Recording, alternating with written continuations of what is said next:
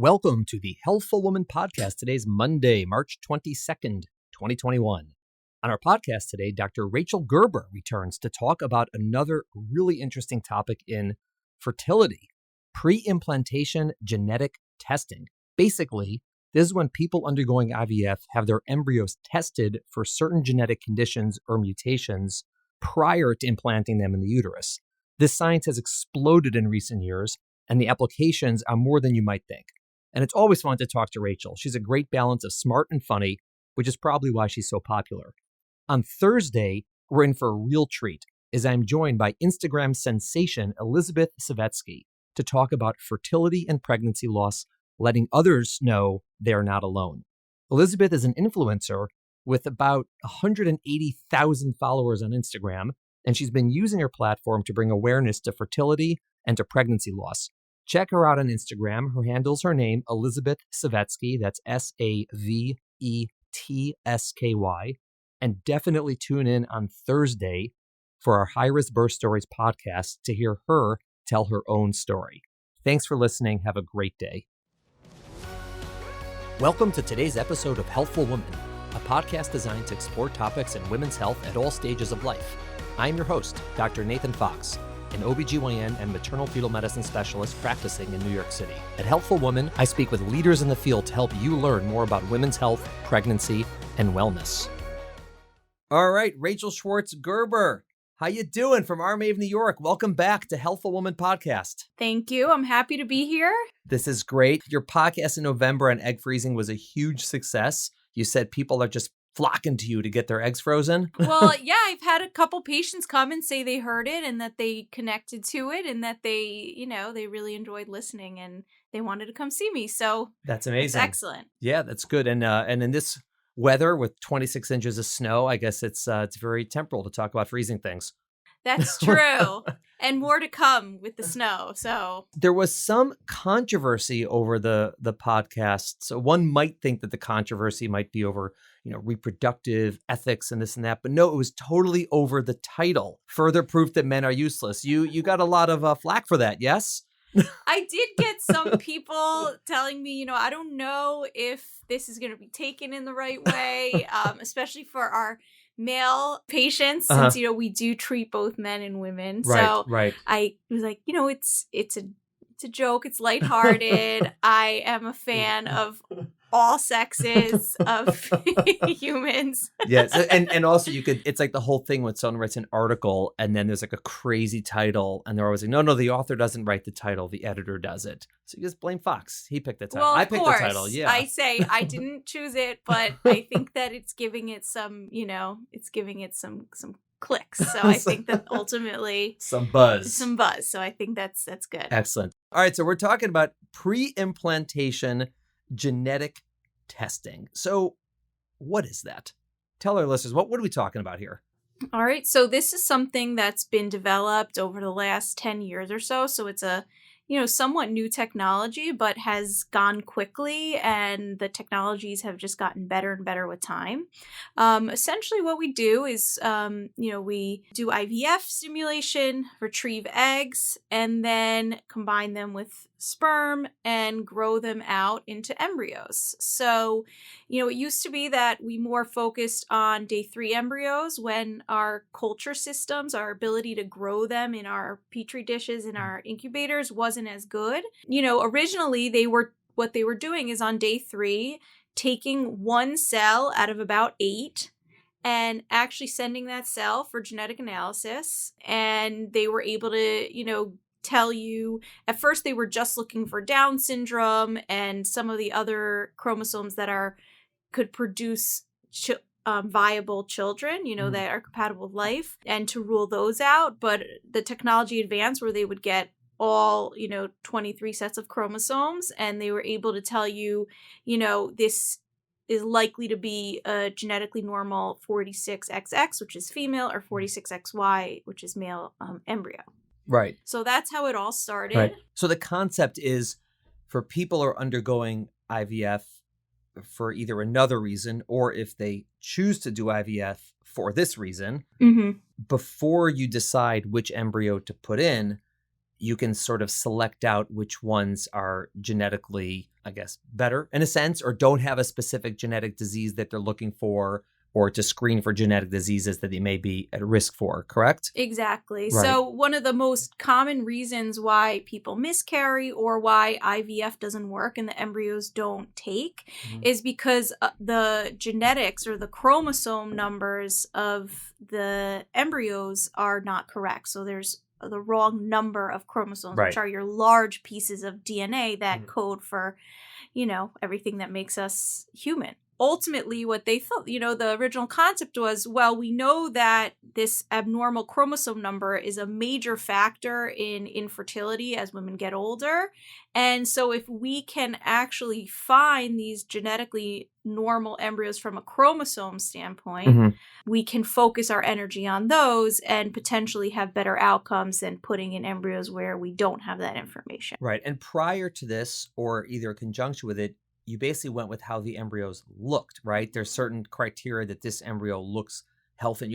You graded them, correct? Like Yes. they got like school, they got grades. They get grades, and they still get grades. They still get graded. So we're not pass fail yet. No, we're not. Medical Everyone's a schools winner. pass fail, but no, the So, embryos still get the grade. So at RMA, you do not hold that every embryo is a winner.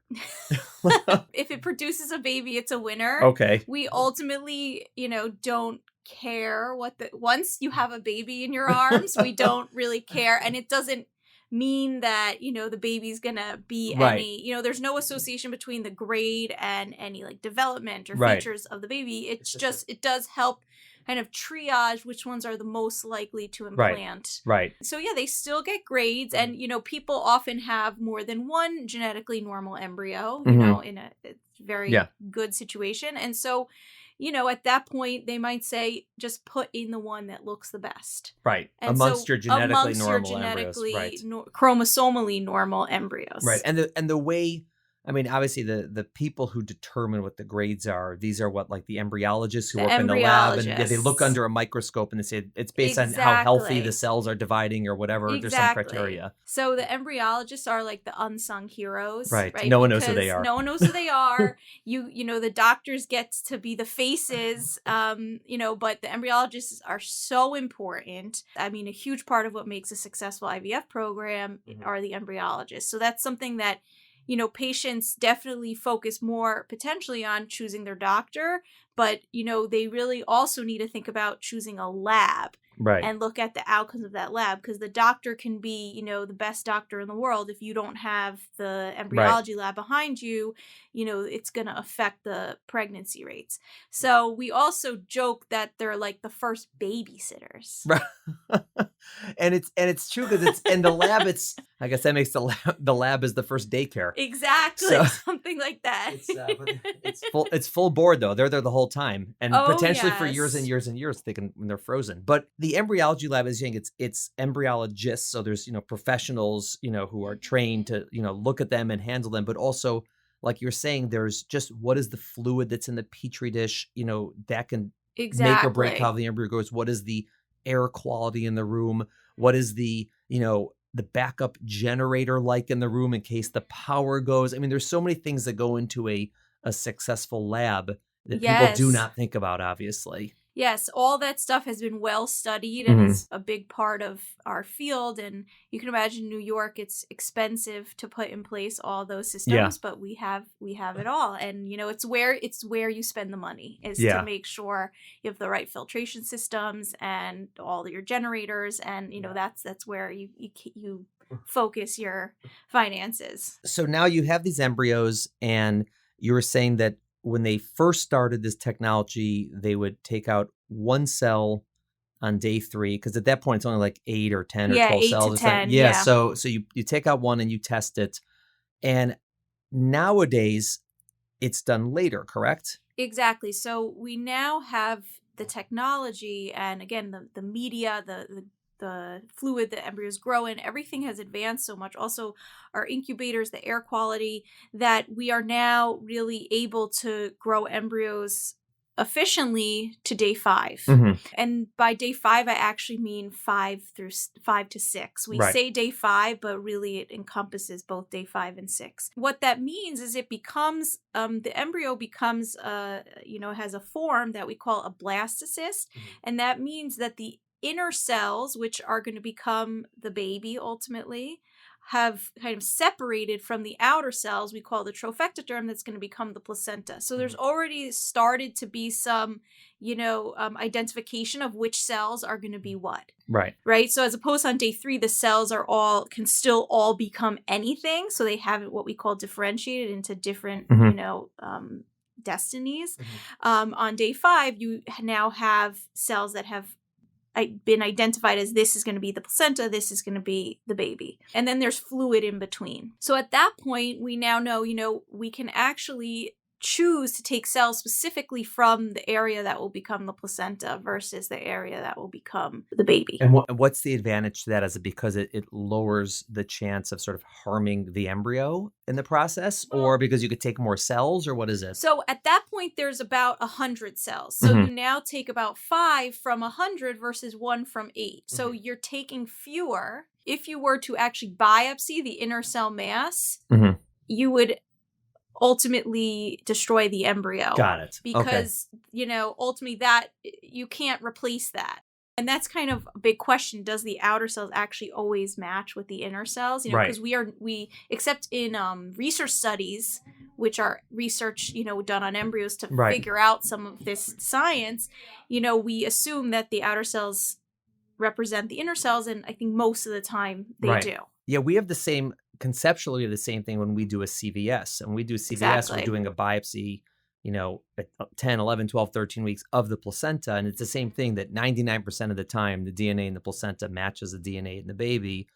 And by 12 weeks, it's only 1% of the time that it's not a match. I imagine it's probably higher it's more earlier in even. gestation. Yeah. Exactly. So, you can almost think of PGTA or pre-implantation genetic testing as like an early form of a test like a CVS or an amnio. It does not replace that, but it kind of gives you similar information that those tests do in terms of getting a chromosome count and understanding, is this a chromosomally normal male or female? Conceptually, people, I think, get this, right? It's really cool, obviously, that you can do this. And people who are doing IVF already make decisions about whether they want to test the embryos or don't want to test the embryos. And there are people who sometimes choose to do IVF because they want to test the embryos in advance.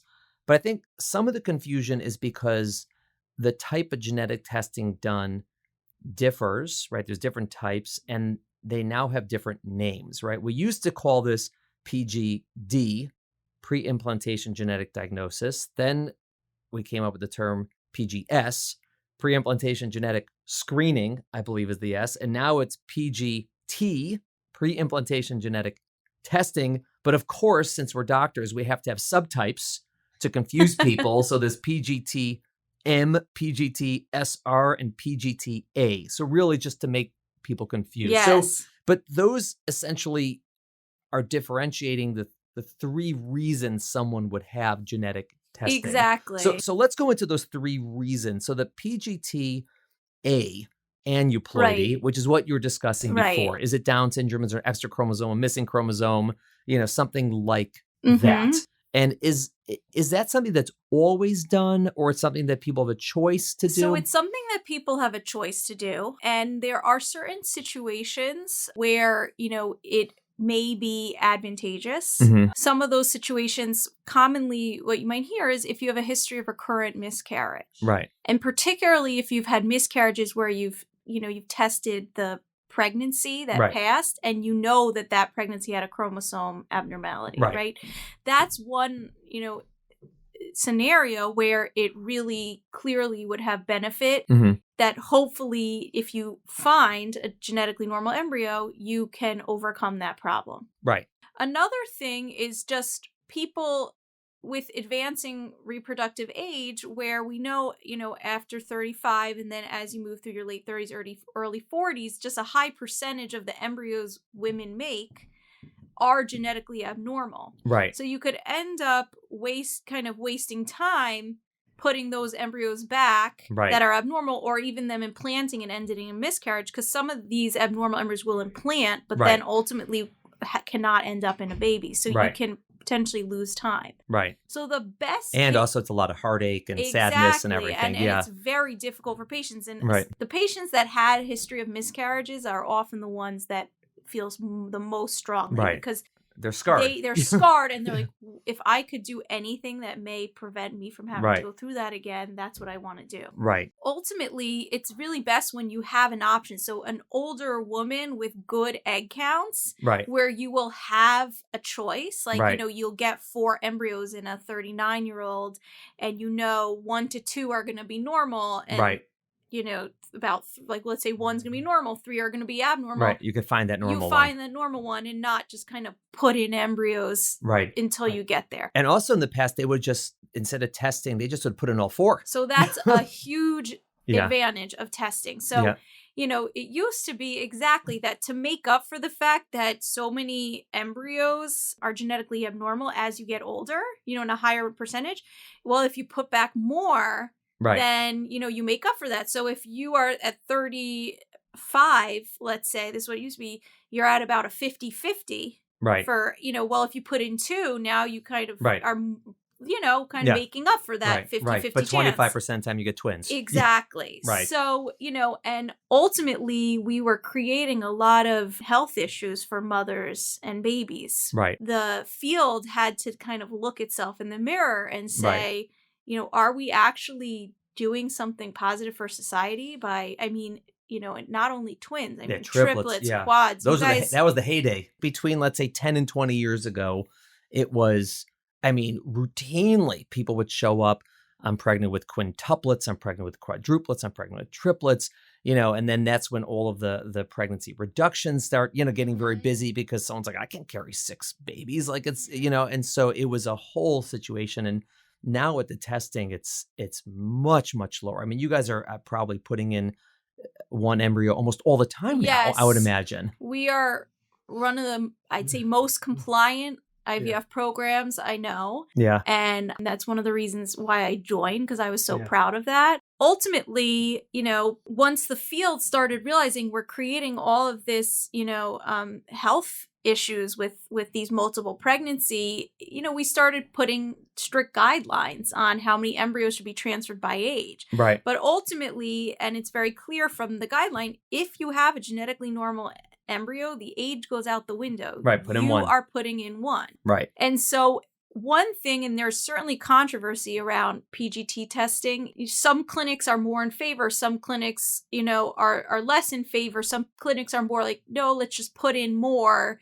And, are more in favor of, not testing and just putting in more. And, but no one can argue that it helps increase the rate of 1 healthy baby at a time. Right. Okay. So one reason you might test is to check the total number of chromosomes, like you said, sort of, make sure it's genetically normal, so to speak. The other kind is this PGT-M, which is monogenic, which means like a very specific mutation in 1 gene and 1 chromosome, like a disease, like Tay-Sachs, for example. Right. So this is where the technology, I think, becomes really exciting and kind of, something we are able to do to really help our patients immensely. There's 2 different kinds of diseases that we focus on. One would be an autosomal dominant disease, so where the patient or the husband actually come affected with that disease. They have a condition. Right. And in that case, 50% of the embryos, if you go back to high school biology and like the Punnett squares. Right.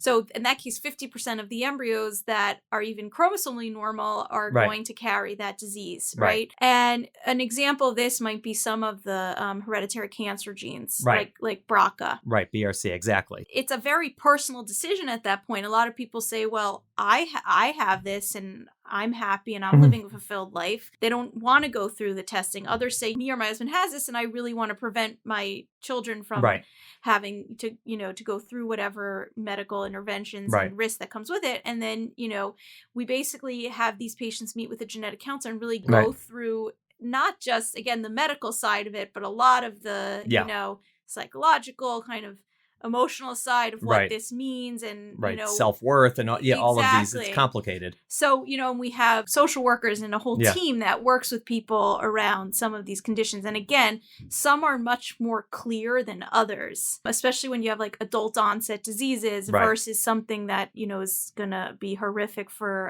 a child that Right. is clearly, you know, Right. not something that you Right. would consider Right. The reason it's meaningful tough life. with the autosomal dominant ones is the diseases that are really, really bad, they wouldn't live to be having That's children. true. So if they walk in as adults undergoing IVF, usually the condition is such that clearly you can live with it. Mm-hmm. And that's why those people are like, well, you know, is it something I want to sort of, you know, take out of my family Gene pool, line right. or not take out? So, you know, for example, like dwarfism, Mm-hmm. you know, so like little people. And it's complicated Mm-hmm. because on the one hand, they can do genetic testing to make sure their children don't have it, but they may not feel that way because they may feel that they have an identity, you know, this way, Right. and they're very fulfilled and happy. And, you know, again, and they may feel that it's almost the opposite, that they don't want to Right. do that. And that's why it gets very complicated for these types of conditions because these are conditions where you live to adulthood. Mm-hmm. I found in my own practice that people typically, if they know they have a cancer gene, they're more than happy to sort of get it out in that sense because they're like, this is annoying. If you know, at worst case it's dangerous, and at best case it's annoying because you're screened forever, you know it. But if they have an actual condition, it is complicated. Yes. So again, there's a lot of like personal choice that goes into that, and it's, you know, something that we have a team to help work through those decisions. Right. So that's one set of conditions. The other set is what we call recessive disorders, where, you know, you need 2 copies of the gene, typically one from, you know, each parent, and that they both have to pass on that gene. And then you have a 1 in 4 chance that your children will be affected with that condition. Right. So this is like, you know, Tay-Sachs is a classic one. Cystic fibrosis is another one. And these tend to be, cystic fibrosis is an exception because now the therapies are better. Mm-hmm. But something like Tay-Sachs is uniformly devastating. Exactly. And neither of the parents has the condition. They just carry it. So they're perfectly fine. This is one of the reasons we do those massive carrier screens either before or at the front end of pregnancy to find out which couples are at risk for this, because you wouldn't know, because it's not a condition that runs in your family, because no one's had the disease. They just carry it. And so you just find out like, whoa, I didn't know that. That must be a common reason you're doing this kind of genetic testing. Yes. So, you know, every patient that walks through our door and walks through, I think, any New York City fertility practice is going to be offered, or I actually recommend what we call expanded carrier screen, where, you know, you get screened to see if you carry one of 200 to 300 conditions that are the most common conditions we see in humanity. So, you know, ultimately, if you end up coming back as a carrier and your partner comes back as a carrier as well, of the same thing, we then give you the option to actually screen embryos to find the ones that didn't inherit both copies. Right. And it's cool because this isn't something, you know, normally a geneticist is testing, right? If you're looking at an embryo, the kind where you're counting the chromosomes is a certain technology where you like look under the microscope and count the chromosomes. But this, you have to like specifically know the condition and send a probe in. You can't like say, oh, just test me for everything, because there's too many conditions. You have to know which condition you're looking for. With these, you actually have to what we call build probes that are specific to your DNA. So DNA, you know, has these small variations from person to person, and most of them are normal variation, and then you have some that are mutations that cause diseases. So, you know, they actually need to build a probe specific to your variations. So the probe knows exactly where to attach to when they put it together with the DNA. So that process, you know, takes time, and sometimes it's even beneficial to have your parents involved, where they want to, you know, to further map exactly where it is and get that kind of genetic fingerprint that, you know, is specific to you. They sometimes want your parent, which I find some patients get really freaked out about. Some are like, no, parents are not involved. Not unless they're paying for this.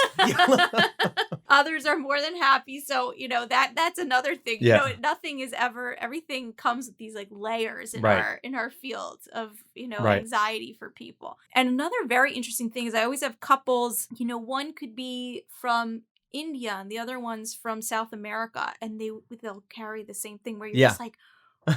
How'd that happen? Or like one's from Japan, and, Yeah. one's from Europe, and they carry and you're just like, wow, you really never know, it's. I mean, we used to test people for specific, genetic to carry genetic diseases based on, their ethnicity, their ancestry, Mhm. if you're, from the Mediterranean, we'll check you for thalassemia. And if you're, From Ashkenazi Africa, Jewish, this. And we did that because sort of the likelihood was higher. But what we've learned in these expanded screens is A, we're all mutated.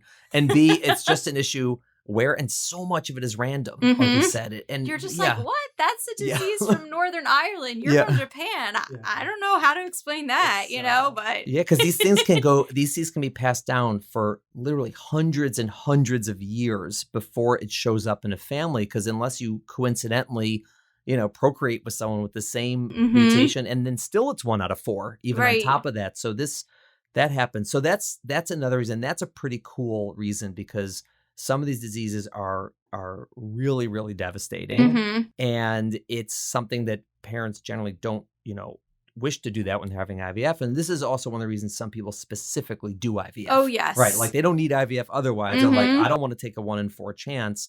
Right. Because you could test in pregnancy Right. and have an then- abortion, but they don't want to exactly. do that. Or either because they don't want to have an abortion, or they just don't, they're like, why would I do that when I can, Mhm. sort of fix this on the front end? Or, abortion's off the table for them. And like, I don't want to deliver a baby Right. with this condition. And so they come to you for IVF, Mhm. like IVF in order to do the testing. Yeah, so we get this in 2 different ways. We get a lot of patients that come having already gotten the expanded carrier genetic screen from like your office. I've gotten a lot of patients from your practice that come with the genetic screening, or really, this is pretty standard now, at least in New York, because we're kind of ahead of the curve, you might say. That people have caught on that this in spending is patterns, we're ahead of the curve. Yeah. This is something it's better to do before you get pregnant. Sure. So if you happen to catch someone when they come to you and say, oh, I'm planning on becoming pregnant, that's actually the time to do it. Right. I got it done when I was pregnant, and thank God I carried something my husband didn't. That was that. And the funny thing is, between my 2 children, which are 3 years apart, I did it again. Right. To update it. And a new thing I carried came up. Right. Right. And Not I was because you tested different, because the test was invented. They added on, not just new diseases, but new mutations within the disease. So I find I have patients, they'll come, they carried 2 things like 4 years ago, and now they carry 5 things. They're like, what's going on? And I'm told they're about to expand from like 300 to about 500 plus. Yeah. Wow. Okay. It's coming. But what ends up happening though is, and you can look at this in obviously glass half full, glass half empty, even though there's hundreds and hundreds and hundreds of mutations, what ends up happening on a couple level is the likelihood that any given couple is going to carry the same condition. It's on the range of 1 to 2%. So on the one hand, that's pretty low, meaning anyone's doing this testing, the likelihood it's going to be fine. They'll carry something, he'll carry something else, and they're good. But 1 to 2% is real. I mean, we deliver 1,000 people a year. So, 1 to 2% is 10 to 20 of them. And so it's something, that's why you have to screen, because you would otherwise never find out. And it really does work. I mean, you can avoid a lot of really bad diseases by doing this. Mm-hmm. Yeah. And we actually run into the same issue, what I was saying with the autosomal dominant, where some things are like, maybe they don't want to do it. It's not something that's life-threatening. Like some of the diseases, even the recessive diseases, are just, some minor, maybe, likelihood to have high cholesterol, or, where it's going to be an adult onset issue, or, it's not something that's very life-altering. And you run into the same issue of, do they actually want to go through IVF for this? So it's starting to trickle into the recessive diseases as well, that as they expand it, also I'll find there's a lot of complications where one will carry one mutation, but it's not a very bad one. It's only if the other person carries a very bad one. Right. But if they both carry the mutation that's not so disease causing, so you end up like it's getting more and more complicated and more hard to interpret sometimes. Right. So that's where our genetic counselors really come in, and they're geniuses. I'm always every genetic counselor, they're like, I mean, their memory is and on the out lab of this level, world. there are discussions in the genetic lab community. There is a community of genetic labs, believe it or not. I'm not in that community, but they exist, where they discuss and debate what conditions should and should not be on these panels. Because for exactly the reason, there's a lot of thought like, don't put on conditions that are not significant illnesses, because people are not going to get the best counseling potentially, and they may end up undergoing IVF when they really don't need to, or having an abortion when they didn't really need to, or just being super worried. And so there is an effort to try to choose which ones go on, but you can imagine different people would look at it differently. So there is debate about it, but that is something they're aware of. Meaning there are more things they could put on the panel that they choose not to. Right. For good reason. So, and then there is a third one I assume is less common, this PGT-SR for structural rearrangements and translocations. Right. Yeah. So that one is less common, but something we see. So that is actually more for when pieces of the chromosomes have rearranged. So you still have the correct number of chromosomes overall in the parent, but, let's say a piece of chromosome 1 swapped with a piece of chromosome 20. They traded, yeah. They traded. And so when you try and reproduce and you try and sort the chromosomes appropriately to get the right number in your offspring, you run into issues because the chromosomes of one parent don't actually line up with the chromosomes of the other.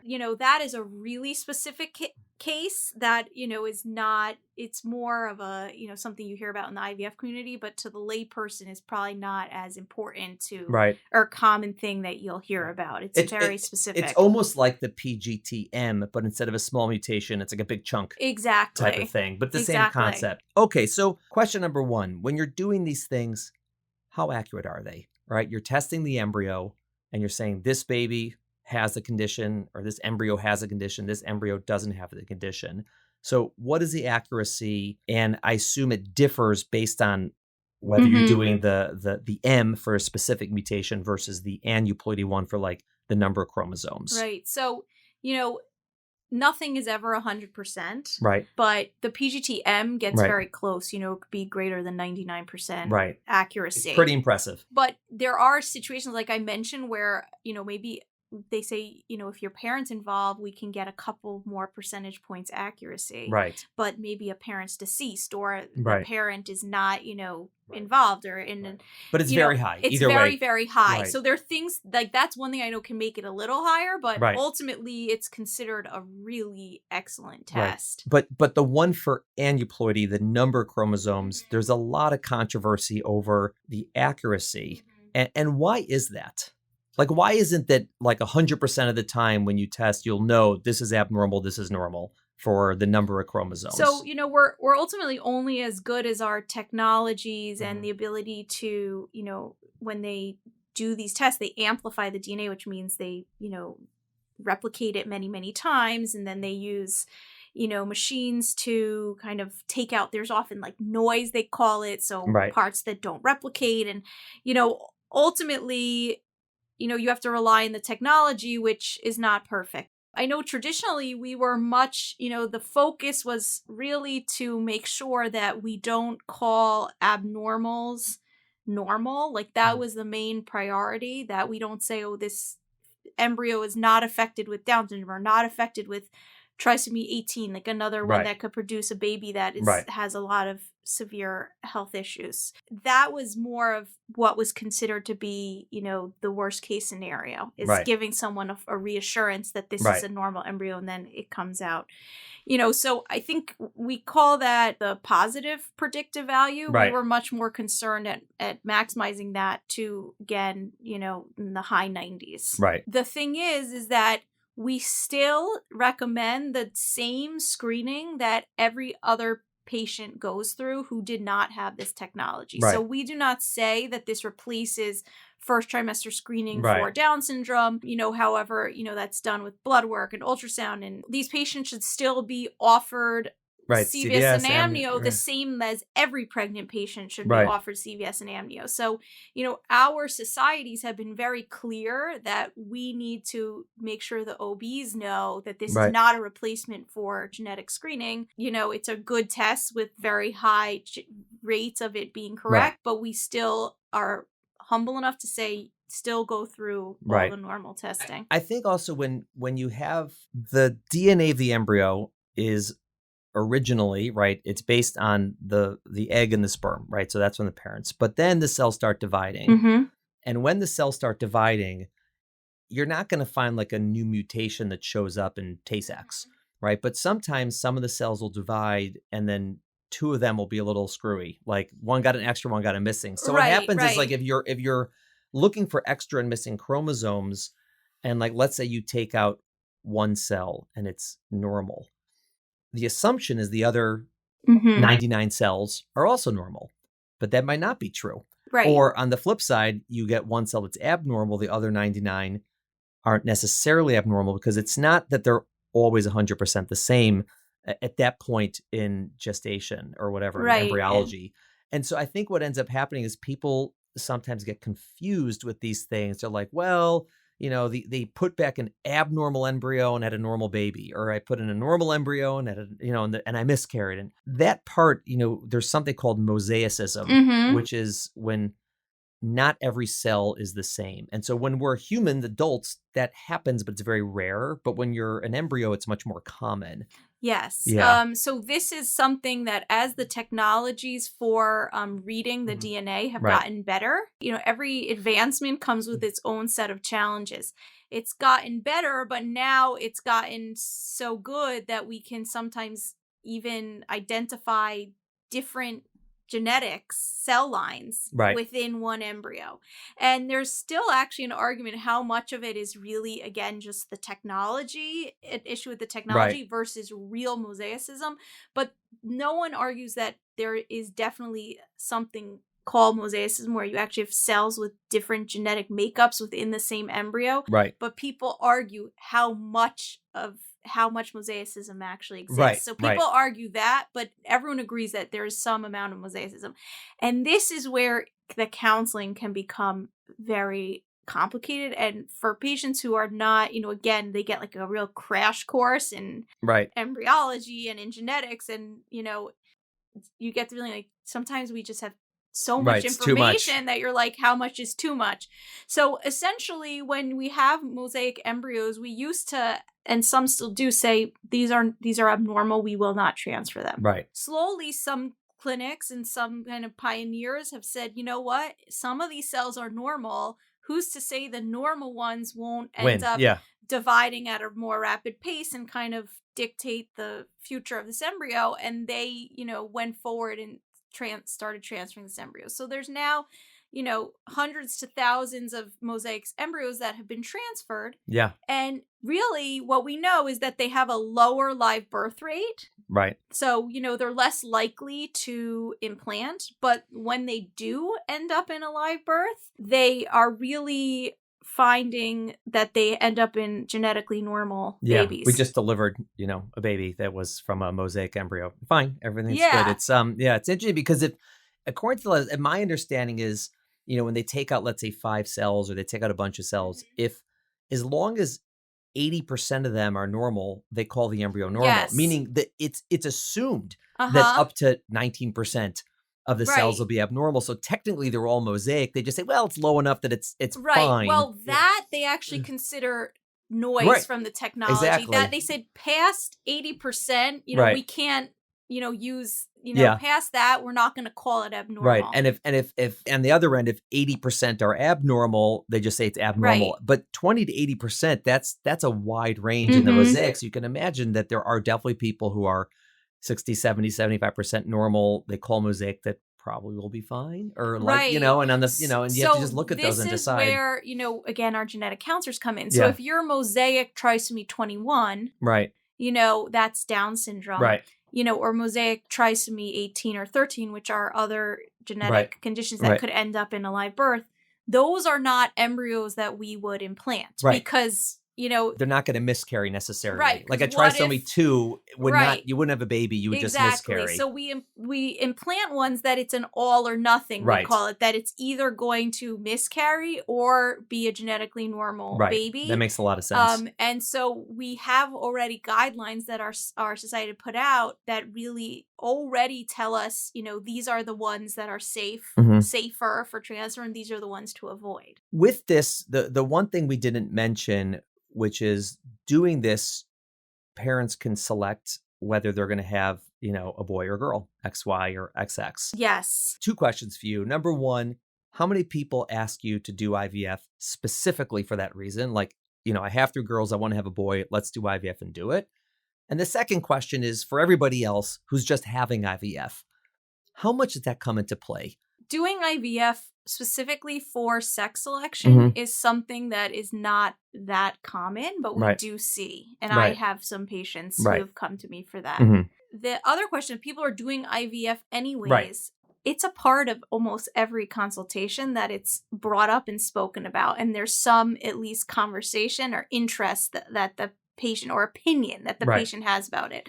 And I would say a large majority of our patients end up doing some form of sex selection in their reproductive process. So the most common thing we hear is for the first child, put the best morphologically normal embryo in. Right. Typically, though, for the second child, I'd say more often than not, they have a preference. Right. But put the best boy in, the best, whatever. But it's not always the opposite. So I have many patients that have a girl and are like, either, I have this sister I'm really close with. I always wanted that for my kid. Or I have all this girl stuff. I don't want to buy a bunch of boy stuff, or whatever it is. I just want another girl. Right. Or the flip side. Yeah. Or they say, I want, I have a boy, I want a girl. But, I'd say the majority of our patients for the second, when you have one sex and you want another, you call that family balancing.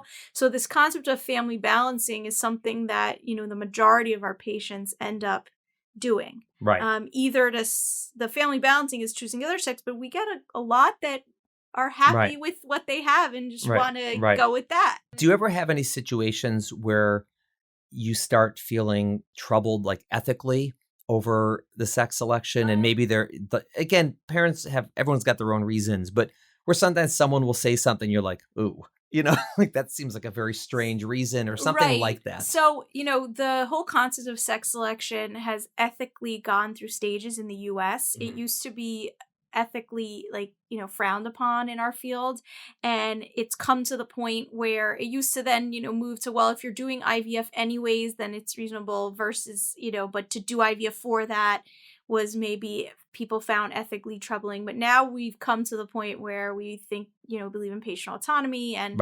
ultimately we don't have a problem with that, except maybe a specific doctor does. But as a society, we've said, if you can ethically participate in that. The real issue becomes, and what you have to think about, is that in countries where one sex tends to be preferred, you can actually cause some societal problems, which some countries are actually going through right now. Some countries that had limitations on the number of kids, actually have a gender imbalance in play currently, which makes the dating scene very good for the women. Because men typically, were preferred in certain societies. And so people were having abortions, or, probably not using gender selection, but they were doing other things that were horrific to tip the scales to having a boy. So, the societies all universally say, if as in a country where you are changing the normal ratio of male and female, if that is going to happen, then it's not considered ethical. But studies in the US have showed it does not do that. Right. Meaning it's the same, 50% prefer boy. And most people use it for family balancing is the most common thing. So, it's more about wanting the variety. So, in the US, I've have I heard, I don't love hearing people say things that might be taken as demeaning towards one sex. And occasionally you might hear something where you're like, okay, this does sound... Right. Maybe we should address your view on women before Exactly, before we deal with the IVF or something like that. But that's rare. Yeah, I would imagine that's rare. I mean, I would imagine that's rare. I'd say the majority, like I said, is a second child's situation where they have a preference for the second child is just by far the most common thing. I personally, in my practice, have not seen any sort of weight towards one gender, which is nice to see. Are there a lot of cases or any cases of people who do PGT to select an embryo who will eventually be a baby who'll be an organ match for either another, for a sibling or for a parent? Yes, you can do that. That is something that, like if you have a child who has leukemia, and you're going to have another baby, you can say, let's select a match to do a donor. You can, and that's something that's been done. Wow, yes. That's pretty crazy. Wow. I know. Science fiction is here. Thank you so much for coming. It's so nice to see you. I love seeing you. It's a wonderful thing. I agree. Thank you for having me. It's awesome. It's fun to be here. I'm so lucky to have met you again in medical school. How many years ago? More than I'd like to think. Happening on labor and delivery. A chance happening. It's because you met Rebarber. He recruited you. Found you, brought you into the fold. Good stuff. Well, I'm sure we'll see you again. Thanks for coming. And how about that? We're doing PGT. That's the new one. Until you change the terminology on us again. Well, we might go back to S. Oh, jeez. I heard that I heard there's now like a, we're thinking of going back, or to me, it's like, just pick something and go with it. Yeah. But doctors like to How about do just this. PG, Pre-Implantation Genetics? I like that. I'm going to rated write PG. to We're rated PG. That's it. Yes, these embryos are rated PG. That's amazing. Oh, dude. All right. I'm going to have to copyright that. Exactly. All right, Rachel. Thanks a lot. Thank you. Thank you for listening to the Healthful Woman podcast. To learn more about our podcast, please visit our website at www.healthfulwoman.com. That's HEALTHFULWOMAN.com. If you have any questions about this podcast or any other topic you would like us to address, please feel free to email us at hw@healthfulwoman.com. Have a great day. The information discussed in Healthful Woman is intended for educational uses only and does not replace medical care from your physician. Healthful Woman is meant to expand your knowledge of women's health and does not replace ongoing care from your regular physician or gynecologist. We encourage you to speak with your doctor about specific diagnoses and treatment options for an effective treatment plan.